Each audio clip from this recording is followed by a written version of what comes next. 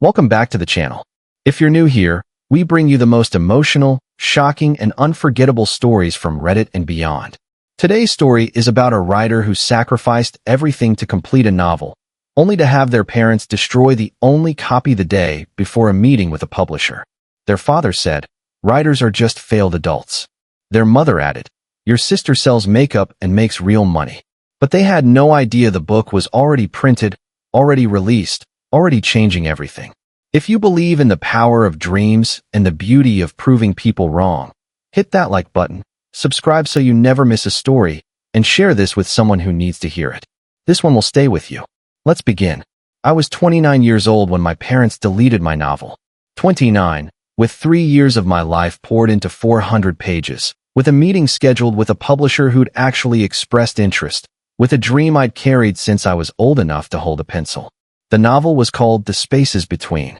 It was about a young man navigating grief after losing his mother, about the spaces between words and moments and people, about the things we leave unsaid and the things we wish we'd said. It was deeply personal, drawn from my own experiences, my own losses, my own heart. Writing it had been like therapy, like confession, like building a bridge from my darkest places to some kind of light. I'd worked on it for 3 years. 3 years of early mornings and late nights, of weekends sacrificed and social events skipped, of staring at a blinking cursor until my eyes burned. I'd rewritten entire chapters, deleted scenes that didn't work, added new ones that surprised even me. I'd bled onto those pages, literally and figuratively, and by the end, I'd created something I was proud of. My family didn't understand. They never had. My father was a practical man, a retired accountant who believed in numbers and certainty and measurable success. He'd spent his life adding columns and balancing books, and he viewed my writing as a hobby at best, a delusion at worst. "Writers are just failed adults," he'd say, usually at dinner, usually followed by a pointed look in my direction. "They couldn't make it in the real world, so they make up stories to feel important." My mother was less overtly cruel, but no more supportive. She'd sigh when I talked about my writing, change the subject when I mentioned progress, praise my sister's latest achievements instead. My sister, Chloe, was the golden child, beautiful, successful, practical. She sold makeup for a high-end cosmetics company and made what my mother called real money. She had a condo, a car, a boyfriend with a good job. She was everything I wasn't. I tried to explain my writing to them once, years ago. I talked about the joy of creating, the satisfaction of finding the perfect word, the way stories could touch people, change people, save people. They'd listened politely, then my father had said, "But what's the income potential?" And my mother had added, "Chloe just got a bonus. She's doing so well." I stopped trying to explain after that. But the novel was different. The novel was real. A publisher had actually reached out, not through a query letter, but through a writing contest I'd entered. I'd placed as a finalist, and an editor at a small but respected publishing house had read my submission and asked to see the full manuscript. She'd loved it, she said. She wanted to meet. I was floating for weeks after that call, floating on a cloud of hope and validation and the dizzying sense that maybe, just maybe, I wasn't a failed adult. Maybe I was something else entirely. The meeting was scheduled for a Tuesday at 2 p.m. I'd taken the day off work, planned my outfit, rehearsed what I'd say. The manuscript was on my laptop, of course, but I'd also printed a copy, 400 pages, 3 inches thick, a physical manifestation of 3 years of work. I kept it in my room, on my desk, where I could see it when I woke up and before I went to sleep. The Monday before the meeting, everything changed. I'd gone out for a few hours, just to clear my head, to run errands, to give myself something to do besides obsess over the next day. When I came home, something felt wrong. The house was too quiet. My parents were in the living room, sitting on the couch, waiting for me. My father held my laptop. "What's this?" he asked, his voice flat. I felt a chill run through me. "That's my computer." "Why do you have it?" "We were doing some cleaning," my mother said. "Your room is a mess, by the way. We found this and decided to look through it. See what you've been wasting your time on." "You looked through my computer?" "That's private." "Nothing's private in this house," my father said. "Not while you're living under our roof." I took a step forward. "Please give it back." He ignored me, turning the laptop so I could see the screen. It was my manuscript folder, open, the files listed in neat rows. Is this it? He asked. Your little book? Yes. That's my novel. Please don't touch it. He looked at my mother, and something passed between them, a silent communication that made my stomach clench. We've decided, my father said slowly, that this has gone on long enough. This writing obsession of yours. It's time to grow up. Time to be an adult. I have a job, I said. I pay rent. I contribute. What I do in my free time is my business. Your free time? My mother repeated. You spend every free moment on this hobby. You don't go out, you don't socialize, you don't live. It's not healthy. It's not a hobby. It's my dream. And I have a meeting tomorrow with a publisher who's interested. My father laughed. A harsh, dismissive sound that cut through me like a knife. A publisher? You actually believe someone wants to publish your little story? They're probably scammers. Or they feel sorry for you. No one makes money writing books. No one. Please, I said, my voice shaking. Just give me my computer. I'll move out. I'll find my own place. Just let me keep my work. My father looked at the screen one more time. Then he looked at me, and I saw something in his eyes that I'd never seen before. Cruelty. Deliberate, intentional cruelty. Writers are just failed adults, he said. And I won't have a failed adult living in my house. He pressed the delete key. I screamed. Actually screamed. I lunged for the laptop, but he held it away, watching the screen as the files disappeared one by one. My mother watched too, her face impassive.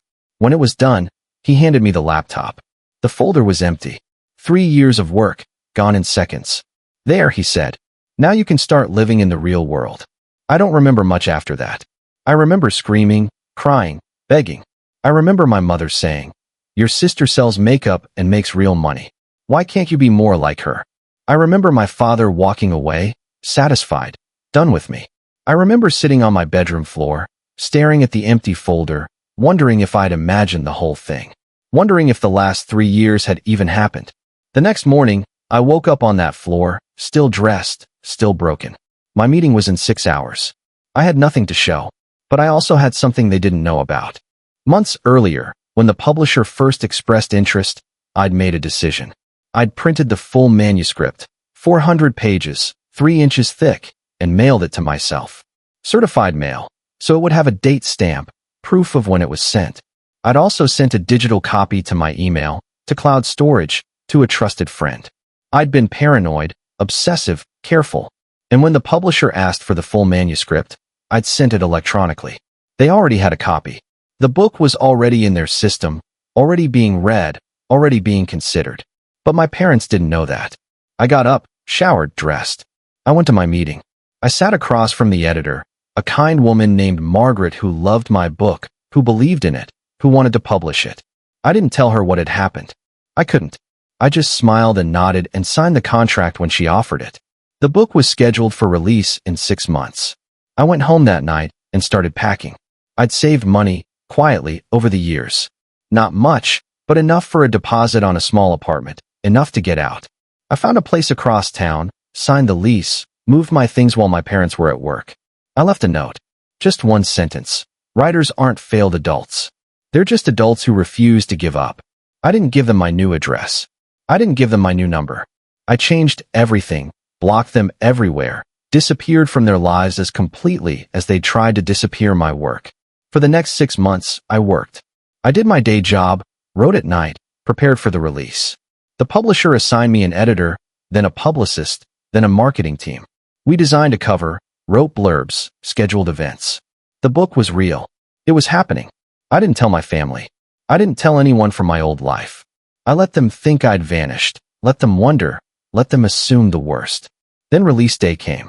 The book launched quietly, as most debut novels do. A small printing, a few reviews, a trickle of sales. But something happened. People started talking. The book was good, really good, apparently. Reviews praised its emotional depth, its beautiful prose, its honest portrayal of grief. Word spread. Sales grew. Within a month, the book hit a bestseller list. Within 3, it was being translated into other languages. Within 6, film rights were being discussed. I was suddenly, unexpectedly, a success. Interviews followed. Articles. Features. My face appeared in newspapers, on websites, on social media. The story of the novel, the personal story behind it, became part of the narrative. I talked about grief, about loss, about the healing power of writing. I didn't mention my parents. Not yet. But they found out, of course. They always do. My sister, Chloe, was the first to reach out. She sent a message through social media, a long rambling thing about how proud she was, how she'd always known I had it in me, how she wanted to reconnect. I didn't respond. My mother called next. I let it go to voicemail. Her voice was different, softer, humbler, desperate. She talked about my father's health, about her own regrets, about how they'd made a mistake. She said they'd tried to find me, worried about me, missed me. She said they were proud of me. I deleted the voicemail without listening to the end. My father never reached out. He was too proud, too stubborn, too certain of his rightness. I heard through mutual friends that he'd seen my interviews, read about my success, and said nothing. Just sat in his chair, staring at the television, silent. Months passed. The book continued to sell. I wrote another, then another. I bought a house, a real house, with a garden and a study and room for the life I was building. I found love, real love, with someone who saw me and celebrated me and never once asked why I couldn't be more like my sister. Her name was Andrea. She was a photographer, creative and kind and steady. We met at a book signing. Of all places, she was there to photograph the event, and we ended up talking for hours afterward. She'd read my book, loved it, understood it in ways that surprised me. She'd lost her own mother years ago, and the novel spoke to her grief. We've been together for 5 years now, married for 3. We have a daughter, Ella, who's 2 and already has more books than any toddler needs. I think about my parents sometimes, usually late at night when sleep won't come. I wonder if they ever read my book. I wonder if they ever understood what they did. I wonder if my father ever regretted those words. Writers are just failed adults. I'll never know. And honestly, I don't need to know. Because I'm not a failed adult. I'm a successful one. On my own terms, by my own definition. I built a life from the ashes of their cruelty, and that life is beautiful. Then, about 2 years after the book came out, I got a letter. It was from my mother, handwritten, on stationery I recognized from my childhood. The envelope was battered, forwarded through my publisher, passed from hand to hand until it reached me.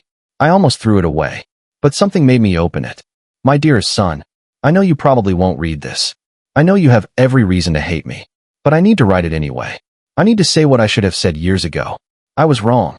We were wrong. About everything. Your father is gone now. He passed 6 months ago. Heart attack.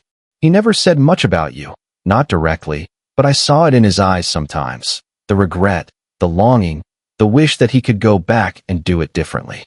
He was too proud to reach out, too stubborn to admit he'd made a mistake. But he knew. At the end, he knew. I read your book. Finally. I bought it secretly, hid it from your father, read it in small pieces when I was alone. And I cried. I cried for the boy in the story, and I cried for you, and I cried for myself. I had no idea you carried so much pain. I had no idea I contributed to it. The things we did, deleting your manuscript, dismissing your dreams, always comparing you to Chloe, they were unforgivable. I see that now. I see it with a clarity that haunts me every day. I'm not writing to ask for forgiveness. I don't deserve it. I'm writing to tell you that I see you now. I see the man you've become, the success you've achieved, the life you've built. And I'm so proud of you. So impossibly proud. If you ever want to talk, I'm here. No expectations. Just, I'm here. I love you. I always have. I just didn't know how to show it. Mom. I read the letter 3 times. Then I folded it carefully and put it in a drawer next to the first printed copy of my novel. I didn't respond. Not right away. I needed time to process, to think, to decide what I wanted. Andrea found me that night, staring at the wall. What's wrong? She asked. I handed her the letter. She read it, then sat beside me, holding my hand. What do you want to do? I don't know. You don't have to decide tonight. Take your time. I nodded, grateful for her patience, her understanding. Weeks passed. I thought about my mother often. About her words, her apology, her acknowledgement. About my father, gone now, carrying his regrets to the grave. I thought about the manuscript, deleted in seconds, and the book that had risen from its ashes. I thought about the years of dismissal, of comparison, of feeling invisible. And I thought about the letter, the olive branch, the chance to reconnect. In the end, I decided to respond. Not for her, but for me. To close the circle. to see if anything could be salvaged from the wreckage. I wrote a short letter. Not forgiving, not forgetting, but acknowledging. Mom, I got your letter. Thank you for writing it. Thank you for reading my book. I'm not ready to see you. I don't know if I ever will be. But I appreciate your words, and I appreciate your honesty. I've built a good life. A life I'm proud of. I have a partner who loves me, a daughter who fills my days with joy, and work that matters to me. I hope you can be happy for that, even from a distance. Maybe someday we'll talk. Maybe not. For now, this is enough. Take care of yourself. Your son. I mailed it and tried to move on. A few months later, I got another letter. Shorter this time. Thank you for responding. It means more than you know. I understand. I respect your boundaries. I'll be here if you ever change your mind. I love you, Mom. I put that letter in the drawer too, next to the first one. Years passed. I didn't see my mother. I didn't see Chloe. I built my life, my family, my peace. The books kept coming. 3 more novels, each one building on the last, each one reaching more readers. I toured, I spoke, I taught. I became the writer I'd always dreamed of being. And through it all, I carried the memory of that day, the deletion, the cruelty, the words that were meant to break me. They didn't break me. They forged me. I think about my father sometimes. About his dismissal, his certainty, his belief that writers were failed adults. I wonder what he'd think if he could see me now. If he'd still say the same thing. If he'd finally understand. I'll never know. But I like to imagine that somewhere, somehow, he's proud. That he finally sees. My mother and I never fully reconciled. We exchanged letters occasionally, then emails, then phone calls. Slow, careful, tentative. She met Andrea once, briefly, at a book signing. She held Ella once, briefly, at a park. It was awkward and painful and strangely beautiful. She died 5 years after that first letter. Cancer, fast and aggressive. I was there at the end, holding her hand, just as I'd held my father's. She smiled at me, whispered, "I'm proud of you." And then she was gone. I cried for her. For the mother I'd had and the mother I'd needed. For the years we'd lost and the moments we'd found.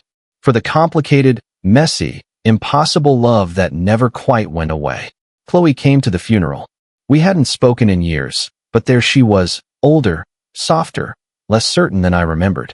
We stood side by side at the grave, 2 strangers bound by blood and history. "I'm sorry," she said quietly. "For everything. For being the favorite. For not standing up for you. For all of it." I looked at her. This woman who'd once been my rival, my opposite, my shadow. She looked tired, worn, humbled. "Thank you," I said. "That means something." "I read your books," she continued. "All of them. They're beautiful. You're incredibly talented. I always knew you were, even when I pretended not to." I nodded, not trusting myself to speak. "I'm proud of you," she said. "I know that doesn't matter now, but I am." "It matters," I said. "It matters." We stood there for a while longer, then went our separate ways. We exchange Christmas cards now, occasional updates. It's not a relationship, not really, but it's something. A thread, fragile but unbroken. I'm 52 now. Andrea and I have been married for 23 years. Ella is grown, in college, studying creative writing of all things. She showed me her first story last year. A beautiful piece about a grandmother she never really knew, about grief and memory and the spaces between. I cried when I read it. Not because it was sad, but because it was good, really good, and because I saw myself in her words, in her courage to create. She's going to be a writer too. I know it. And I'll support her, celebrate her, protect her from anyone who tries to diminish her dreams. I think about my parents sometimes, about their cruelty and their regrets. I think about the manuscript they deleted, the words they thought they destroyed. They didn't destroy anything. They just gave me a story to tell. And what a story it's been. The book that launched it all is still in print, still selling, still reaching new readers. It's been translated into 20 languages, adapted into a film, taught in schools. People write to me about it, about how it helped them through grief, through loss, through darkness. That's what they don't understand, people like my father. That stories matter. That words matter. That creating something beautiful from pain is not failure, it's triumph. I'm sitting on my porch now, watching the sunset. Andrea is inside, cooking dinner. Ella is home for the weekend, reading in her old room. The world is peaceful, quiet, good. I think about that day, the deletion, the cruelty, The moment I thought everything was lost. And I smile. Because it wasn't lost. It was just beginning. The journey from that dark moment to this peaceful evening was long and hard. There were days I didn't think I'd make it. Nights I lay awake wondering if they were right, if I was just a failed adult chasing an impossible dream. But I kept going. I kept writing. I kept believing. And that belief carried me through. I've learned that family isn't always about blood. Sometimes it's about the people who see you, who believe in you, who love you without conditions. Andrea is my family. Ella is my family. The friends who stood by me, the readers who connected with my words, they're all part of my family now. My parents gave me life, but they couldn't give me love. Not the kind I needed. It took me years to accept that, to stop waiting for them to become the parents I deserved. When I finally let go of that hope, I found peace. And in that peace, I found myself. The novel they deleted wasn't just a book. It was a piece of my soul, a testament to my survival, a gift to the world. They tried to destroy it, but they couldn't. Because the story wasn't on that laptop. It was in me. And as long as I was alive, the story would live too. I think about that now, sitting on my porch, watching the sunset paint the sky in shades of gold and pink. I think about all the young writers out there, struggling against families who don't understand, against doubts and fears and the weight of other people's expectations. I want to tell them what I wish someone had told me. Keep going. Keep writing. Keep believing. The people who try to delete you don't get the final word. You do. Your story matters. Your voice matters. You matter. Andrea calls me for dinner. Ella is already at the table, laughing at something on her phone. The house smells like garlic and herbs, like love and warmth and home. I push back from my chair and go inside. This is my life. This is my peace. This is everything. Thank you for listening to this story. If it resonated with you, if it made you feel something, please hit that like button, subscribe to the channel for more real-life tales, and share this with someone who needs to hear it. You never know who might be sitting with their own dream, wondering if it's worth fighting for. It is. I promise. Keep writing. Keep creating. Keep believing. The people who try to delete you don't get the final word. You do. Take care of yourselves. Take care of each other. And never stop telling your story.